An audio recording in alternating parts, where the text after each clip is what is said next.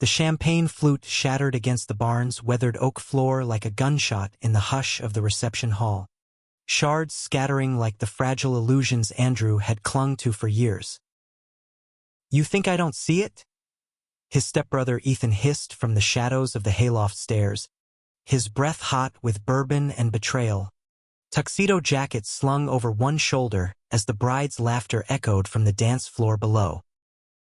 In that split second, as Ethan's hand gripped Andrew's wrist hard enough to bruise, the world tilted, exposing the secret they'd buried under layers of family barbecues and forced smiles, the one that could unravel everything on what was supposed to be the happiest day of Ethan's life. Andrew yanked free, heart slamming against his ribs like a caged animal, tasting blood where he'd bitten his lip to stifle the sob clawing up his throat.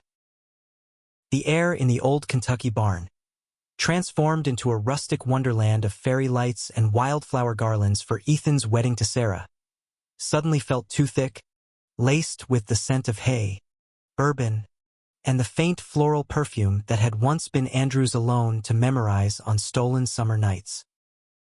He'd flown in from New York 2 days ago, suitcase packed with lies as neatly as his best man's suit. The dutiful stepbrother, the successful graphic designer who'd made it big in the city, the one who smiled through gritted teeth at every "so, when are you settling down?" from Aunt Marlene. But now, with Ethan's eyes, those damn stormy blue eyes, boring into him like accusations, the facade cracked wide open. It had started innocently enough, or so Andrew told himself in the sleepless hours before dawn. Their parents' marriage 11 years ago had thrust them together at 17, two wary teens navigating the minefield of blended family dinners in a sprawling suburb outside Louisville. Ethan, the golden boy, quarterback, class president, the one who fixed leaky faucets and charmed everyone with his easy grin. Andrew, the quiet artist, sketching in corners, hiding charcoal-smudged fingers under the table while stealing glances at the way Ethan's t-shirt clung to his shoulders after a pickup basketball game. What began as late-night video game marathons in the basement, controllers sticky with Mountain Dew, laughter echoing off cinderblock walls, morphed into something electric, forbidden. A brush of knees under the blanket fort of sleeping bags. Fingers lingering too long on a shared controller. And then, one humid July night when their parents were away at a conference, the kiss that tasted like cherry chapstick and regret. Ethan's mouth tentative at first, then hungry, pulling Andrew into the shadows where the dehumidifier hummed like a conspirator. They'd sworn it was a one-time thing, a fluke born of teenage confusion and too much freedom. "We're brothers now," Ethan had whispered afterward, voice rough as he zipped up his jeans, avoiding Andrew's eyes. This can't happen again, and it didn't not like that. But the undercurrent lingered, a riptide pulling at Andrew during family holidays, spring breaks, even after Andrew fled to NYU for college, burying himself in Manhattan's anonymous crowds and grinder hookups that never quite filled the void. Ethan stayed local, joined the family construction business, dated cheerleaders who became fiancés in a blur of heteronormative perfection. Sarah was the latest, the sweet elementary school teacher with auburn curls and a laugh like wind chimes, the one who'd make their mom cry happy tears today. Andrew had rehearsed his toast 100 times on the red-eye flight, light-hearted anecdotes about Ethan's disastrous prom limo rental, how he'd once superglued his fingers together building a birdhouse for scouts. No hints of the nights they'd parked the truck on back roads, radio low, hands exploring in the dark until guilt chased them home. He'd deliver it with that polished New York charm, clink glasses, and slip away early to his hotel room, where he could scroll through old photos in peace, the ones of Ethan mid-laugh at a bonfire, firelight gilding his skin like some Greek god Andrew could never worship openly. But fate, that cruel American pastime, had other plans. As best man, Andrew was roped into photos. The photographer, a wiry guy named Jax with tattoos snaking up his forearms, positioning him shoulder to shoulder with Ethan, their arms brushing in ways that sent sparks skittering down Andrew's spine. Jax caught it. Of course, artists always do. During a break, as the bridal party milled around the catered barbecue spread of pulled pork sliders and cornbread, Jax sidled up with a sly grin. "You two look like you could star in your own rom-com." That tension, chef's kiss. Andrew laughed it off, cheeks burning, but the seed was planted. And when Ethan cornered him later, jealousy flickering in those blue eyes. "Who's the ink? Your type. The dam broke." Now, up in the hayloft, away from the twang of the bluegrass band and the clink of silverware, Ethan paced like a panther, his bow tie undone, hanging loose like a noose. You can't just show up looking like that, like you own the place, like nothing's changed, and flirt with some photographer in front of Sarah's family. What the hell? Drew, the nickname, soft and intimate, was a gut punch. Andrew leaned against a bale, the prickly straw digging into his back through the thin linen shirt. "Flirt? Jesus. Ethan, I'm not the one getting married to cover up who I really am." The words hung there, toxic and true. Ethan's face twisted, shock, then fury. "Cover up? This is my life. Sarah's my life. You think I haven't tried? With you, back then. It was a mistake. A phase." But his voice cracked on the last word, and Andrew saw it, the lie they'd both told themselves, crumbling under the weight of a decade's denial. Down below, the reception swirled on oblivious, cousins two-stepping, Uncle Ray belting out an off-key Sweet Caroline, their mom dabbing at her eyes with a monogrammed hanky as she slow-danced with their dad. The family portrait of Midwestern bliss. Horse farms rolling green under the October sky, the Ohio River a distant silver thread. Andrew's phone buzzed in his pocket. A text from Jax. "Hey, best man. Loft View's killer. Wanna grab a drink after?" Innocuous, but in Ethan's gaze, it was ammunition. "See, this is why I had to stop. You're out there living it up in the city, parading around like it's no big deal, while I'm here trying to build something real." Ethan's hands raked through his blonde hair, leaving it vulnerable. Andrew stepped closer, the air between them charged like a summer storm. "Real? Or just safe? Because what we have, that's real too. And it's killing me, Ethan. Watching you walk down that aisle today, saying vows to her when your eyes keep finding mine." He didn't finish. Ethan surged forward, crashing their mouths together in a kiss that was all teeth and desperation, hands fisting in Andrew's shirt as if to anchor himself against the tide. It was wrong, God. So wrong, hayloft creaking under their weight, the distant murmur of vows exchanged hours ago mocking them. Andrew kissed back, tasting salt and whiskey, the familiar curve of Ethan's lip under his tongue. For a heartbeat, the world narrowed to this, the man he'd loved in silence, the one who'd shaped every sketch in his portfolio, every half-hearted date he'd endured. But reality intruded like a cold splash, the creak of the ladder. Footsteps. "Ethan? You up there?" Sarah's voice, lilting with concern, cut through the haze. They sprang apart, Ethan wiping his mouth with the back of his hand, eyes wild. Andrew's heart plummeted as Sarah's head appeared, her veil slightly askew, smile faltering at the scene. Her groom disheveled, best man flushed and guilty. "What's going on?" Ethan stammered something about needing air, but Sarah's eyes sharpened, flicking between them. She wasn't stupid. Teachers never are. "Andrew, Ethan said you were feeling sick." "But this," her voice trailed, hurt blooming like a bruise.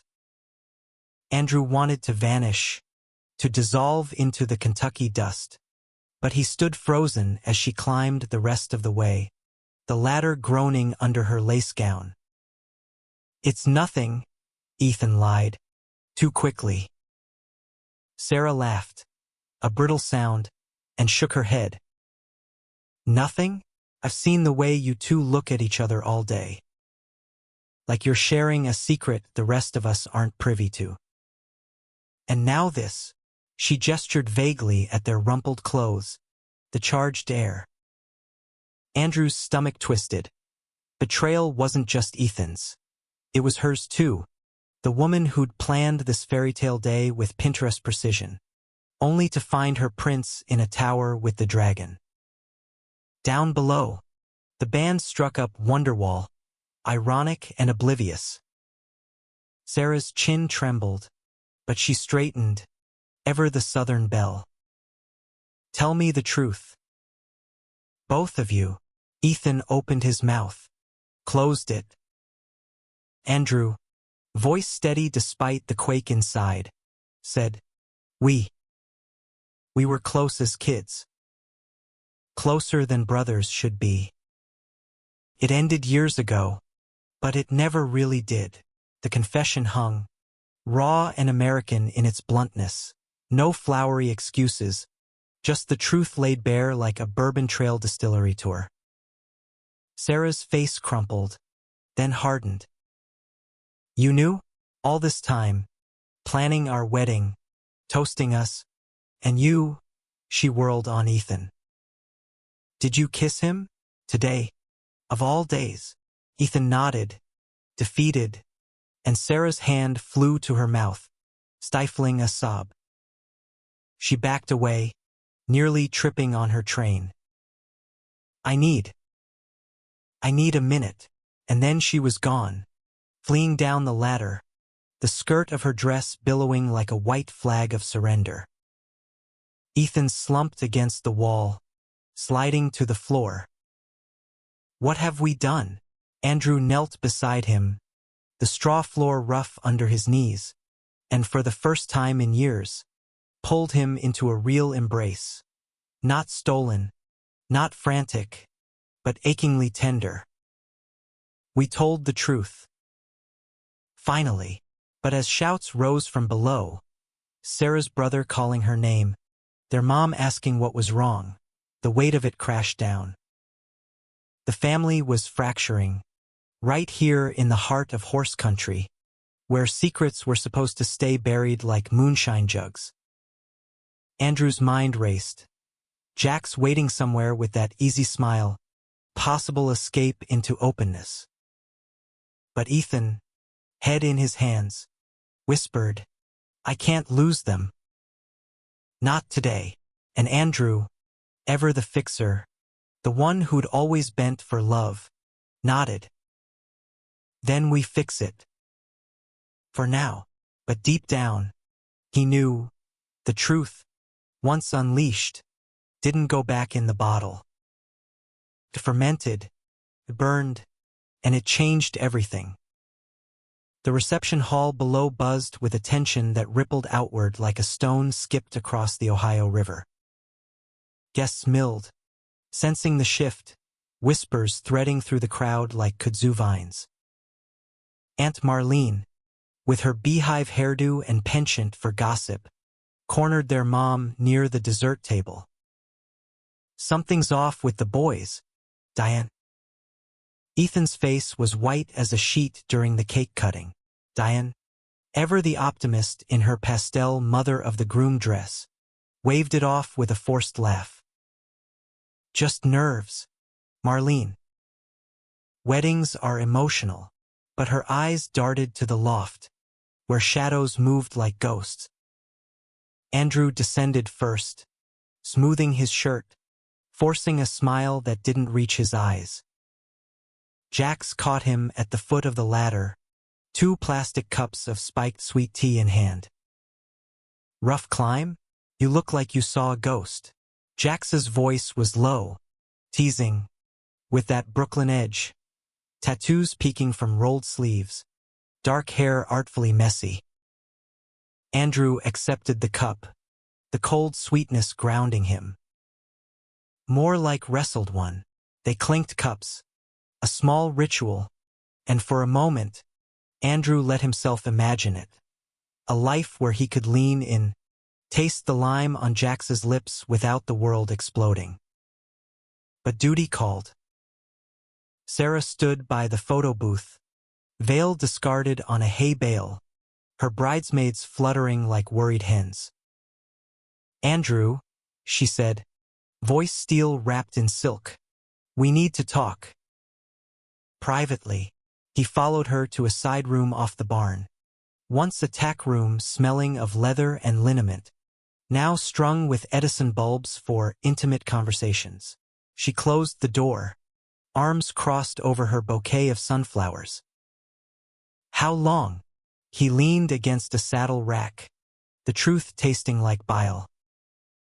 "Since we were 17. It was experimental. Then it wasn't. But Ethan chose this life. With you." Sarah's eyes, green as Kentucky bluegrass, narrowed. "Chose? Or hid? Because if he's been pining for you all this time, what does that make me?" The beard. The word landed like a slap, crude, American, pulled from some late-night true crime podcast she'd confessed to binging. Andrew winced. "No. You're real to him. We all are. But love doesn't divide neatly." She paced, heels clicking on the plank floor. "I love him, Andrew. Enough to build a home, kids someday, the whole picket fence dream. But if he's..." She trailed off, tears spilling. Andrew stepped forward, hesitant, and she didn't pull away when he hugged her. Awkward, sibling-like, the first crack in the wall between them. "Then fight for it," he murmured. "Or let him go. But don't marry a lie." Sarah pulled back, wiping her mascara with a knuckle. "And you? What's your lie?" The question pierced. Andrew thought of his Manhattan studio apartment, canvases stacked against walls, dates that ended in polite goodbyes because no one measured up to the ghost of Ethan's laugh.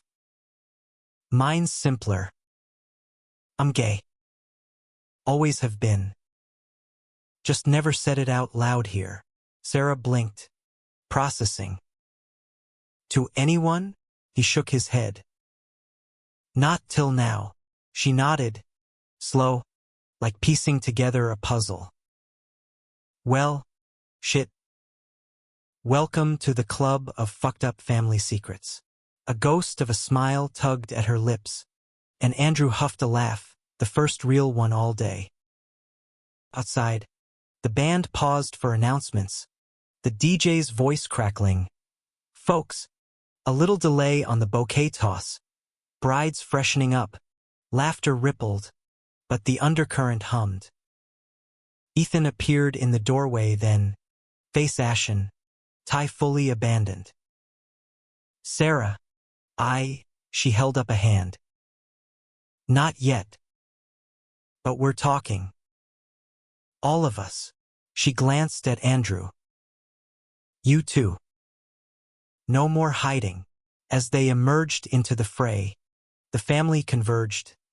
Parents, siblings, the extended web of aunts, uncles, cousins who'd driven in from Cincinnati and Nashville. Uncle Ray, ever the patriarch with his marine buzz cut, clapped Ethan on the back. "Son, everything's square." Ethan swallowed, glancing at Andrew. Not yet. But, Dad, Mom, there's something you need to know. The circle tightened under the chandelier of mason jars, fairy lights twinkling like hesitant stars. Diane's hand flew to her throat. Is it the business? Money troubles? Ethan shook his head, voice gaining steel. It's me. And Drew. He reached for Andrew's hand, public, defiant, and the gasp was collective, a sharp intake like wind before a tornado. Andrew's pulse thundered, but he didn't pull away. I'm gay, Ethan said, the words tumbling out like he'd rehearsed them in the mirror 1,000 times. Have been since high school. And Andrew. He was my first. My only, really. Panicked, buried it, built this life to fit what everyone expected. But today, it almost cost me everything. Silence, thick as sorghum syrup.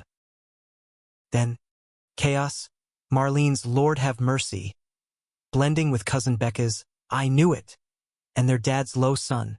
Not judgment, just shock. Sarah stepped forward, chin high. And I'm calling it. The wedding's off. Not because I hate him, God. I love him, but because he deserves to be honest. With himself. With me. She turned to Ethan, eyes fierce.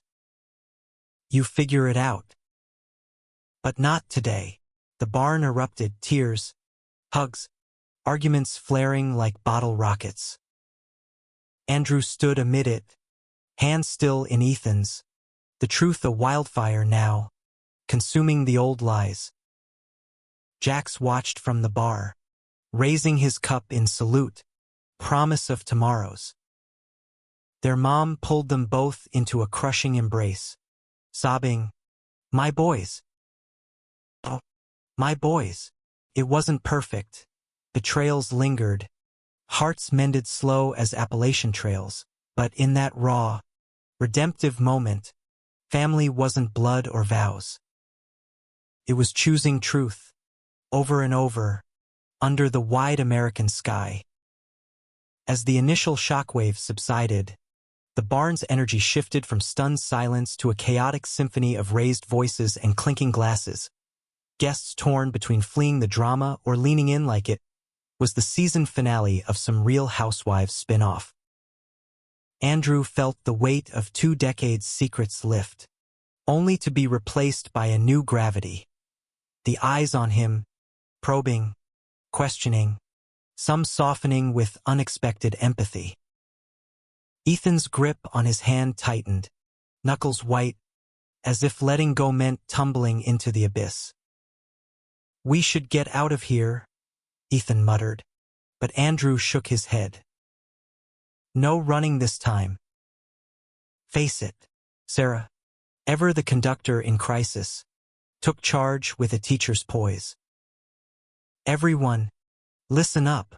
She climbed onto a hay bale stage, microphone commandeered from the DJ, a burly guy named Bubba who'd been nursing a PBR and watching the whole thing unfold with wide-eyed fascination. The band quieted, guitars humming to a stop, and the crowd, about 100 strong, from great-grandma in her wheelchair to rowdy groomsmen in cummerbunds, turned. Change of plans, y'all. Weddings paused. But the party's not. We've got food, booze, and a dance floor. Let's process. Together, a smattering of applause, awkward but genuine, broke the tension. Sarah hopped down, shooting Andrew a look that said your move. Their dad, Tom, a burly contractor with calloused hands and a mustache that screamed 1980s cop shows, cleared his throat, stepping forward with Diane clinging to his arm. Son, he said to Ethan, then included Andrew with a nod. Both of you. This is A lot. But we're family. We talk it out. His voice, gravelly from years of yelling over jackhammers, held no thunder.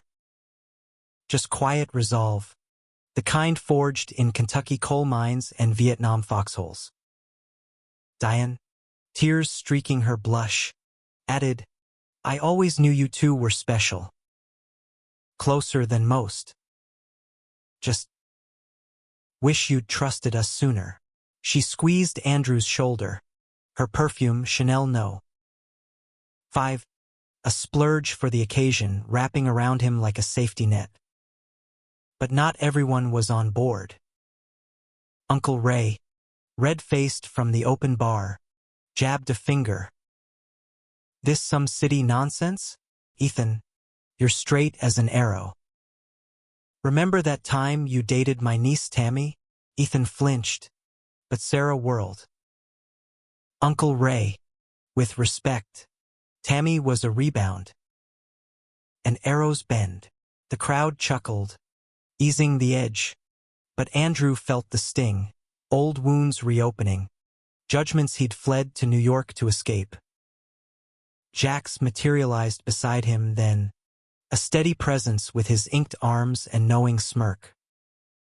Hell of a toast you didn't give, he quipped, handing Andrew a fresh drink. Need backup? Andrew eyed him, tall, lean, with eyes like polished obsidian and a fade haircut that screamed East Village cool. You sticking around for the encore? Jax grinned. Bought a ticket to the show, man. Plus, you're kinda stealing it. Their banter flowed easy, a lifeline amid the storm, and for the first time that day, Andrew felt seen, not as the stepbrother shadow, but as himself, flawed, fierce, finally free. As the night deepened, pockets of conversation splintered off. Ethan pulled Sarah aside to a quiet corner by the fire pit, flames crackling under a harvest moon, casting their faces in flickering gold. Andrew watched from afar, heart twisting as she touched his cheek, words lost to the wind but gestures speaking volumes. Forgiveness? An ending? Jax nudged him. Wanna dance? Or brood artistically? Andrew laughed, surprising himself, and let Jax lead him to the floor. The band struck up Wagon Wheel, that old Crow medicine show anthem every Southerner claims as their own, and they moved loose, unscripted, Jax's hand warm on Andrew's waist. No expectations, just rhythm and release. But betrayal's shadow loomed. Halfway through the song, Andrew's phone lit up. A text from Becca, Ethan's younger sister, who'd been suspiciously quiet. Hayloft Chem caught you too. Sent to Mom. Sorry, bro. Thought she knew. Andrew's blood ran cold.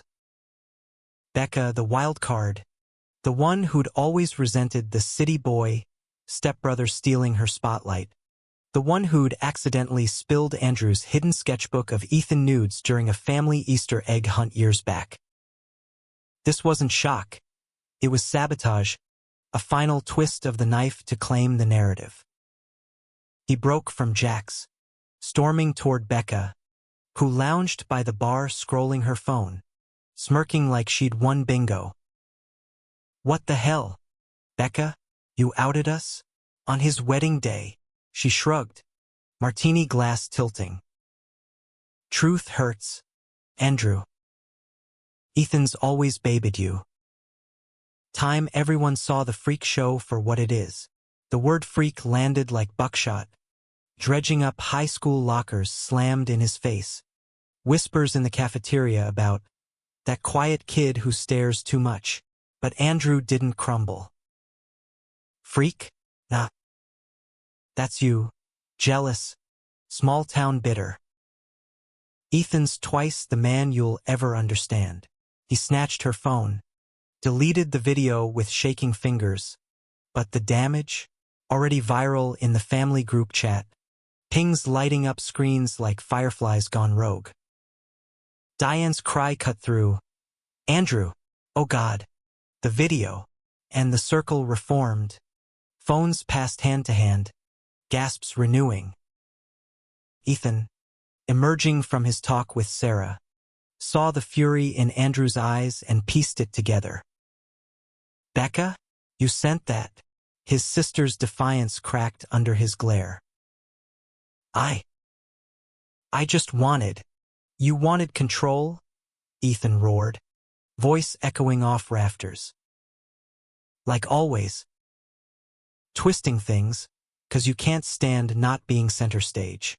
The family watched, stunned Ethan, the peacemaker, unleashing. Becca burst into tears, fleeing to her husband's arms, but the rift was seismic. Sarah, beside Ethan, murmured, "Let her go. We've got enough fractures." As midnight tolled, the party thinned, guests slipping away with hugs and, "Call me," the DJ packing up with a sympathetic nod.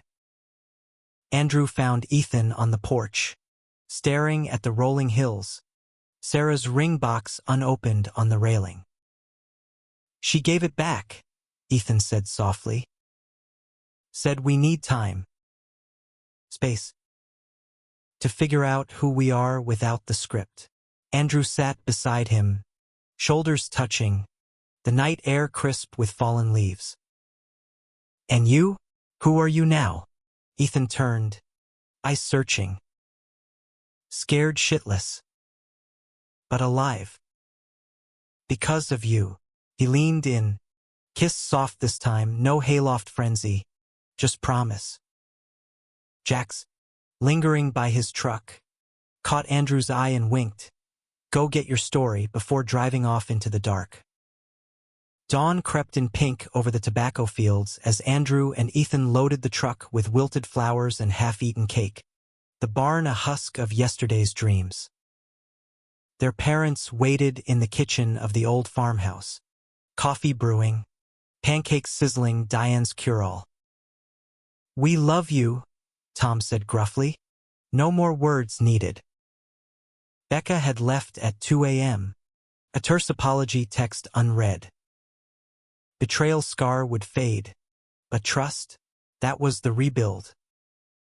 Andrew hugged them goodbye, suitcase heavier with hope. As he and Ethan hit the interstate toward the airport, destination undecided, just away, the radio crooned Springsteen, "Born to Run," fitting. America at its core, roads unwinding, hearts mending mile by mile. Andrew glanced at Ethan, hand on the gearshift. "New York? Or we start fresh?" Ethan smiled, real and radiant. "Anywhere with you, Drew." Truth's our compass now. The drive to the airport blurred into a haze of goldenrod fields and exit signs for forgotten diners, the truck's cab a cocoon of unspoken futures. Ethan fiddled with the radio, settling on a classic rock station, Eagles' Hotel California, that eternal anthem of inescapable choices, while Andrew stared out at the Bluegrass Parkway, heart still echoing the barn's confessions. Betrayal from Becca stung like a fresh tattoo, but beneath it pulsed something fiercer: liberation. No more code switching between Manhattan's rainbow flags and Kentucky's Bible belts. Just him, raw and real. They decided on impulse, New York. Ethan's construction know-how could pivot to urban renaissance. Sarah's blessing a quiet text at sunrise: "Go live your truth. I'll find mine." No acrimony, just grace, the kind Southern women wield like sweet tea and steel magnolias. Andrew texted Jax en route, detour complete. "Dinner tomorrow?" The reply buzzed back, "Pride parades this weekend. Your chariot awaits." At the Louisville terminal, check-in was a comedy of errors, Ethan's ID photo a high school senior pic. All mullet and bravado. Andrew's, a brooding artist glare that earned a TSA wink. "You two together?" the agent asked, eyebrow arched. Ethan flushed, but Andrew grinned. Finally, the word hung, light as contrails, as they boarded the Delta flight, window seats side by side, knees brushing in the narrow aisle. Mid-air over the Appalachians, Ethan turned, voice low over the hum of engines. "What now? I mean, really. I've got a fiancé's ghost and a sister's vendetta. You've been out there living it. Teach me." Andrew traced the armrest's curve, mirroring the hills below. "Start small. Coffee dates, not hookups. Pride marches, not closets. And therapy. God's not the only one who listens." Ethan nodded, absorbing, the vulnerability cracking his golden boy shell. Andrew saw flashes. The boy who'd taught him to bait a hook on the Green River, the man who'd ghosted after their first fight in college. "I betrayed you too. Back then," Ethan admitted. "Chose easy over us." Andrew squeezed his hand. "We were kids. Forgiven." But the romance bloomed tentative, like dogwoods in spring, kisses in airport lounges, texts during layovers. By wheels down at LaGuardia, the city enveloped them, honking taxis, steam rising from grates, the electric pulse that had saved Andrew once. Jax met them curbside in a yellow cab, all charm and cargo shorts despite the November chill. "Welcome to the sequel," he said, clapping Ethan on the back. "Heard you ditched the tux for truth." Respect. That night, over dim sum in Chinatown, steamy baskets of har gow and siu mai vanishing fast, the trio bonded. Jax regaled with wedding crash tales, the groom who proposed mid-vow with the wrong ring, the aunt who started a conga line during the ketubah signing. Ethan laughed, loosening, while Andrew watched, chest swelling. This was it. Love not as a solo sketch, but a shared canvas. But conflict simmered. Ethan's phone lit with voicemails from home. "Becca, contrite. I was scared, bro. For you, for us, Ray. Gruff, come fishin'. We talk. Diane, tearful, proud of my boys." Andrew urged calls, but Ethan hesitated. What if they change their mind, see me as broken? Andrew pulled him close on the fire escape of Jax's Brooklyn walk-up, city lights twinkling like distant relatives. They won't. Family's messy, not conditional. Their kiss deepened. Hands roaming freer now, no hayloft guilt, just rooftop stars and the wail of sirens below. Jax, crashing on the couch with a sketchpad, later quipped, "Walls are thin, lovebirds. Keep it PG-13. Weeks blurred into a rhythm. Ethan pounding nails on a Tribeca brownstone flip, Andrew freelancing logos for queer nonprofits, Jax shooting editorials that paid the rent. Romance with Ethan deepened, lazy Sundays at the High Line, hands intertwined amid tourists, stolen weekends in the Hamptons, waves crashing like unresolved arguments. But betrayal's echo lingered. One crisp December eve, post-holiday market mulled wine, Becca appeared unannounced at Andrew's studio door, duffel in hand, eyes red-rimmed. "Can I crash? Need a reset." Andrew let her in. Walls papered in Ethan's candid portraits, sweaty post-gym glow, that lopsided grin. "Why now?" She slumped on the futon, spilling. Resentment from their parents' divorce, feeling sidelined by the perfect blended duo. The video? Panic? Not malice, a bid for attention gone nuclear. I outed you to hurt you, but it blew up my world too. Ethan's pissed. Mom's tiptoeing. Dad's pretending it's a phase. Andrew poured tea. Chamomile steam curling. Phases end. Truth doesn't. Stay. We'll figure it. Ethan arrived to the scene, jaw set, but softened at her plea. Teach me to be better. Big bro. The reconciliation was raw. Yells echoing off brick walls, tears soaking hoodies, then hugs that mended like kintsugi gold. Jax mediated with pizza and bad puns. Families like pizza, hot, messy, best shared. By New Year's, Becca crashed their couch surf, job hunting in graphic design, shadowing Andrew's gigs. The betrayal transmuted, not erased, but alchemized into alliance. Climax crested mid-January, a nor'easter blanketing the city in white.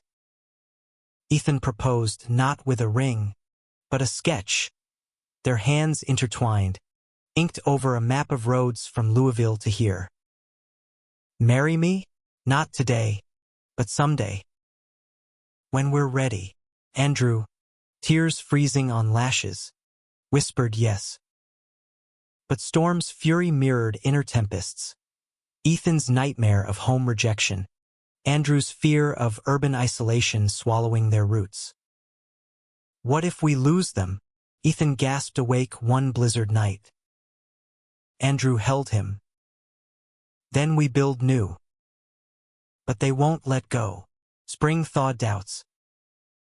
Pride swelled Manhattan streets, rainbow rivers of bodies chanting, confetti like confetti from a canceled wedding. Ethan, arm in arm with Andrew and Jax, Becca waving a flag she'd sewn herself, felt the tide turn. Back home, a visit. Diane's prodigal feast of hot browns and chess pie, Tom's firm handshake. Brought the city back to us, he grunted, pride veiled. Even Ray, over bourbon on the porch, admitted, saw the video. Tough, but real. You're my blood. Romance peaked in a Catskills cabin getaway. Ethan and Andrew alone. No cell service, just crackling fire and skin on skin. Lovemaking slow, exploratory, erasing old guilts.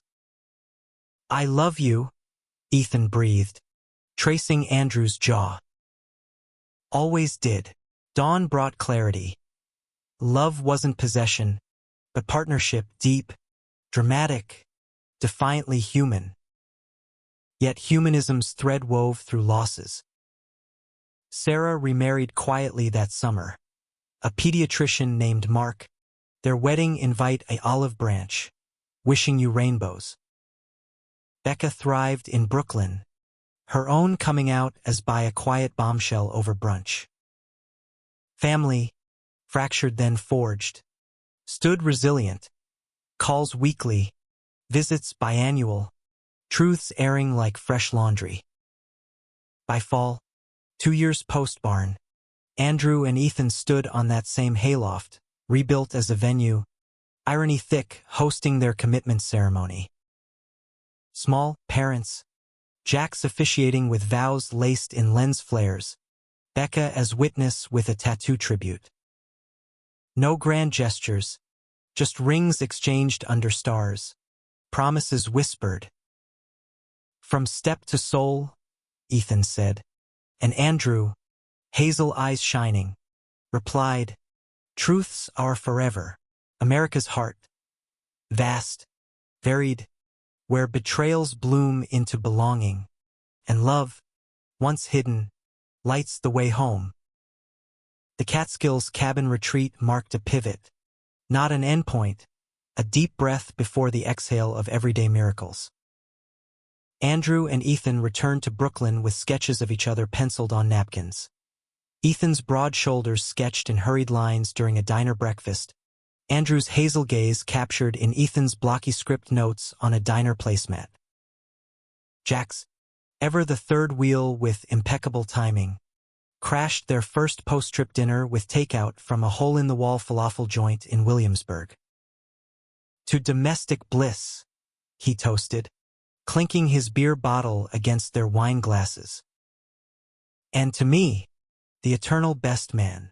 Laughter filled the loft apartment, exposed brick, skyline views, the kind of space Andrew had clawed for in his early freelance days, easing the undercurrent of what-ifs that still whispered in quiet moments. Ethan adapted to city life with a contractor's grit. Dawn runs along the East River, power tools humming in gut-wrench for queer-owned cafes, evenings unwinding with Andrew over vinyl spins of Fleetwood Mac. Romance simmered domestic, grocery lists pinned to the fridge with magnets from Kentucky flea markets, lazy mornings where Ethan's stubble rasped against Andrew's neck as they debated pancakes versus waffles. But depth demanded work. Couples therapy in a sunlit Chelsea office, unpacking the hayloft's frenzy like archaeologists at a dig site. You internalized my denial as rejection, the therapist noted, her voice calm as chamomile. Ethan nodded, squeezing Andrew's knee. And I let fear dictate. Won't anymore. Conflict resurfaced subtly, a Kentucky echo in New York concrete. Becca, thriving as Andrew's junior designer, her eye for bold colors turning logos into icons, struggled with her own shadows. One rain-lashed April afternoon, she burst into the studio mid-client call, soaked and sobbing. Mom called. Ray's sick pancreatic. Stage 3. Won't tell anyone 'cause real men don't whine. The news hit like a nor'easter squall. Diane's follow-up confirmed. Uncle Ray, the blusterer who'd once chased Ethan with a garden hose over a missed chore, now frail in a hospital bed, morphine dulling his barbs. The family rallied, but fractures showed. Becca blamed herself. If I hadn't outed you, maybe he'd have come out sooner, lived louder. A guilt spiral Andrew nipped with tough love. Ray's choices aren't your cross. But we go home. Together, Ethan booked flights, jaw set.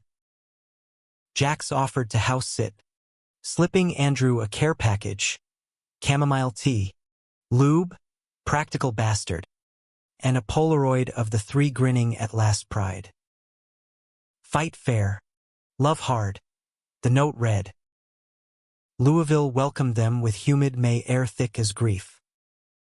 The farmhouse, sagging under wisteria, hummed with subdued energy, Diane baking pies on autopilot, Tom tinkering in the garage with half-hearted hammer swings. Ray lay in the guest room, monitors beeping like accusatory metronomes, his mustache wilted but eyes sharp. City slickers, he rasped as they entered, but his hand, veined, trembling, clutched Ethan's. Heard about your show. Proud boy. Messy, but proud. Ethan choked up, Andrew steadying him with a shoulder squeeze. No sermons, just stories. Ray's Vietnam letters home, the drag shows he'd snuck to in Nam ports, a secret bisexuality buried under machismo. Betrayal's ghost revisited, not Becca's video, but Ray's silence. Hid it to protect y'all, he confessed one dusk. Andrew sketching his lined face by the window, charcoal whispering. Thought weakness ran in blood. But seeing you too, strong in your skin. Wish I'd. Voice fading, he gripped Andrew's wrist. Tell your folks love am fierce. No regrets. The humanism pierced. Mortality's mirror, forcing reckonings. Ray passed a week later, hospice calm. Family vigil turning wake into hoedown. Bluegrass fiddles, bourbon toasts, tears mingling with laughter over tales of his epic fishing fails. Funeral rains cleared for the burial, plot overlooking the river where Ethan had taught Andrew to skip stones. Eulogy fell to Andrew, words woven from Ray's grit and hidden grace. He built bridges, even if he crossed them alone. Taught us family ain't perfect, it's persistent. Post-burial potluck at the farmhouse overflowed. Pulled pork, deviled eggs, cousins sharing Ray's wilder yarns. Becca cornered Andrew by the swing set. Thanks for not writing me off. After the video, he hugged her. We're all recovering addicts to lies. Clean now, back in New York. The loss catalyzed growth. Ethan launched a side hustle. Renos for LGBTQ plus safe houses, channeling Ray's builder legacy into beacons.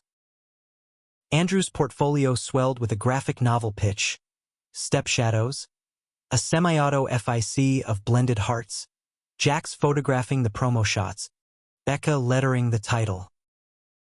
Romance deepened romantic. Anniversary in the barn venue. Now there's fairy lights twinkling as Ethan slow-danced Andrew to At Last. Whispers of forever amid hay-scented air.